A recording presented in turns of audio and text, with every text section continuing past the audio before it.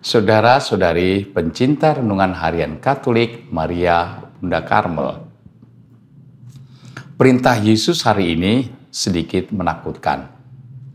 Jika matamu yang kanan menyesatkan dikau, cukilah dan buanglah.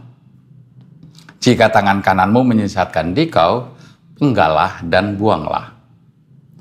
Perintah ini menjadi mengerikan, karena baik mata dan tangan tidak terlepas dari melihat sesuatu yang kurang tepat atau melakukan sesuatu yang kurang tepat.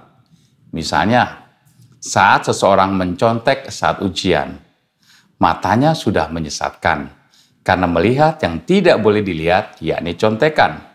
Dan tangannya melakukan yang menyesatkan juga, karena tangannya menulis atau mengerjakan ujian di atas kertas ujian.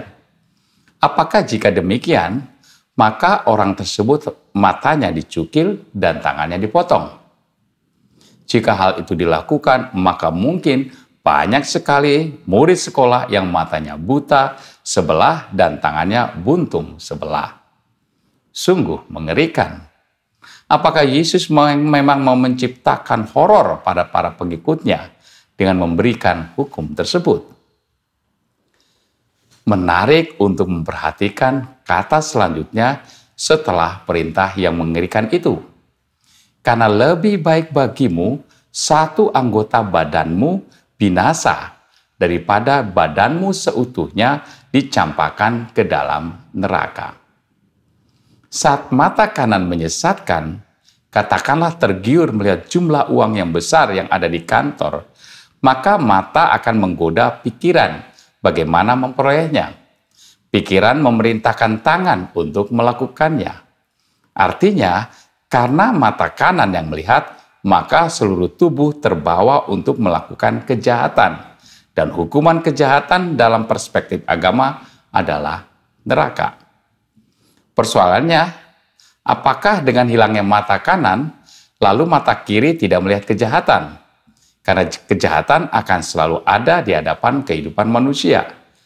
Tentu saja mata kiri yang masih tersisa pun bisa menyesatkan pula. Dengan demikian, maka kedua mata harus dicukil, kedua tangan harus dipenggal. Jika itu dilakukan, bukankah itu juga melenyapkan kehidupan manusia? Perintah Yesus tentu bermakna bukan harus dipraktikkan seperti apa yang tertulis. Yesus menghendaki agar kita tanpa kompromi sesegera mungkin melenyapkan hal-hal yang menyebabkan kita tersesat. Itulah maknanya mata yang tersesat yang menyesatkan dicungkil. Jika mata menyesatkan, maka segera alihkan pandangan, tidak peduli mata kiri atau kanan.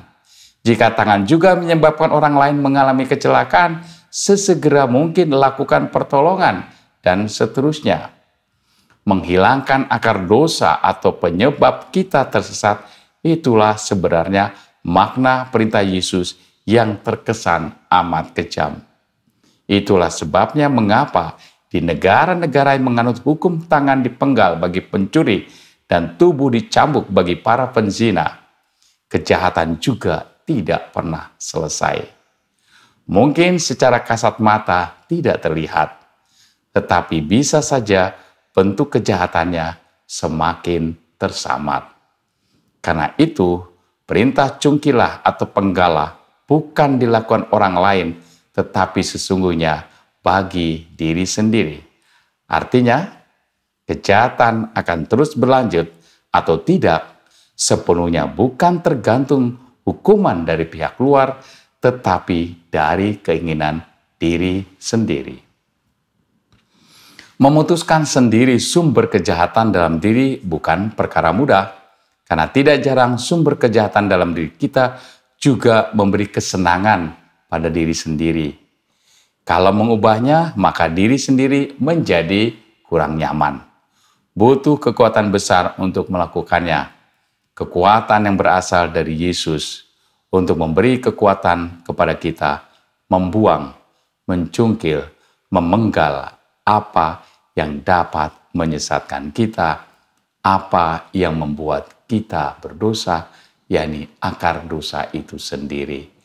Tuhan memberkati.